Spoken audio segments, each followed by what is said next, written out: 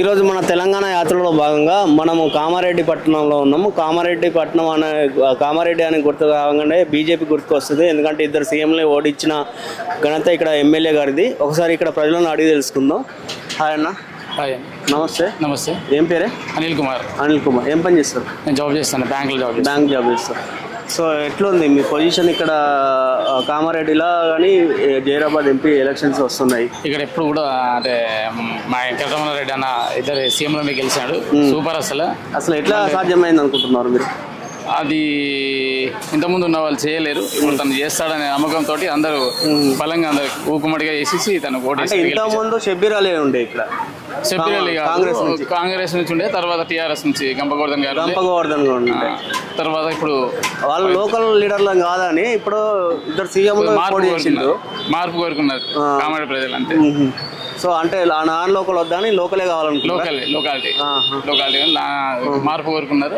ఇప్పుడు MP elections వస్తున్నాయి కదా, మరి ఎంపీ ఎలక్షన్స్ లో 100% బీజేపీకి వస్తుందా? ఎందుకు అనుకుంటున్నారు?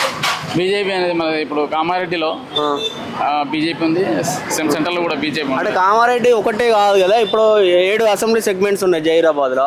అందులో 4 కాంగ్రెస్ ఉన్నాయి, 2 బీఆర్ఎస్ ఉన్నది, 1 బీజేపీ మాత్రమే. కామారెడ్డి ఒకటే ఉంది. సో మిగతా ప్లేస్లలో బీజేపీ లేదు కదా, మరి ఎట్లా బీజేపీ అంటున్నారు?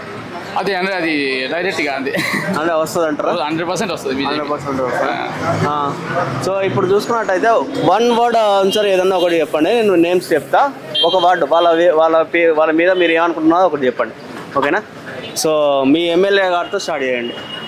వెంకటరమణారెడ్డి గారు. Dynamic leader. Bandi Sanjay. Powerful leader. Okay. KCR గారు. ఓకే. కేసీఆర్ మంచి వాక్తి కలిగిన వ్యక్తి. హరీష్ రావు డైనమిక్ ఆఫ్ సిద్దిపేట అంతే. సిద్దిపేట వరకు డైనమికా, మిగతా కదా? కాదు. KTR IT minister. ఐటీ పరంగా ఓకే. ఐటీ పరంగా super candidate KTR. So Revanth Reddy upcoming CM కదా, ఇప్పుడు సీఎం ఉన్నాడు కాబట్టి ఓకే. నరేంద్ర మోడీ సూపర్. అలా దేశాన్ని వన్ సైడ్ తీసుకొచ్చిన గొప్ప వ్యక్తి నరేంద్ర మోడీ. రాహుల్ గాంధీ మనం no comment. Okay. So MS Dhoni. Super. రాజకీయాల నుంచి ఇటు వచ్చింది అనుకుంటారా? రాజకీయాల్లో. ఓకే. సో ఇక్కడ చూసుకున్నట్టయితే అన్నగారు చెప్తున్నారు బీజేపీ అధికారంలోకి వస్తుంది, ఎక్కడ ఉన్నా కూడా ఓన్లీ బీజేపీ వస్తుంది తెలంగాణలో అని చెప్తున్నాడు ఇక్కడ జైరాబాద్ పార్లమెంట్లో. థ్యాంక్ యూ అన్న, థ్యాంక్ యూ వెరీ మచ్.